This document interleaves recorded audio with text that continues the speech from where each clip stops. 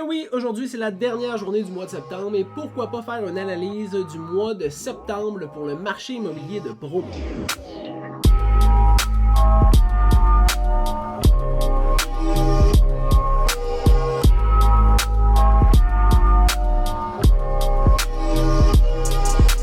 Pour ceux qui ne me connaissent pas, je m'appelle François Bérard-Dubois, courtier immobilier résidentiel à Bromont, à Magog et à Sherbrooke. Et aujourd'hui, on analyse les 5 statistiques les plus importantes et je ferai une comparaison entre le mois de septembre 2020 et le mois de septembre 2021. Et je vous annonce que entre Sherbrooke, Magog et Bromont, les statistiques les plus impressionnantes sont celles de Bromont. Commençons tout de suite. Le délai de vente moyen pour une propriété à Bromont, l'année passée, c'était de 175 jours et cette année, 66 jours. C'est une différence marquante.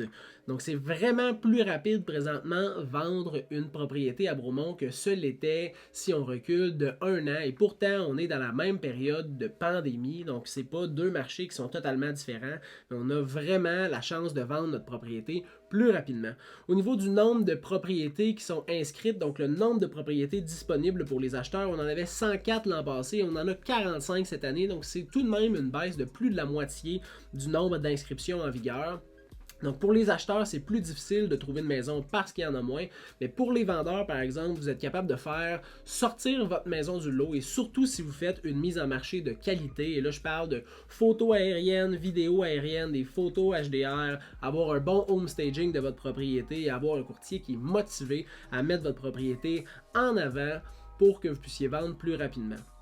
En termes de pourcentage de négociation, l'an passé, on avait une moyenne d'1% de négociation et cette année, 3% de négociation. C'est quand même 3 fois plus, là on est dans des petits pourcentages, mais c'est quand même 3 fois plus de négociation que l'année passée. Par contre, on pourrait se dire que les propriétaires demandent trop cher pour leur maison, mais la prochaine statistique me ferait mentir si je disais ça parce que le prix de vente moyen l'an passé était de 392 000 et cette année, 551 000 de prix de vente moyen.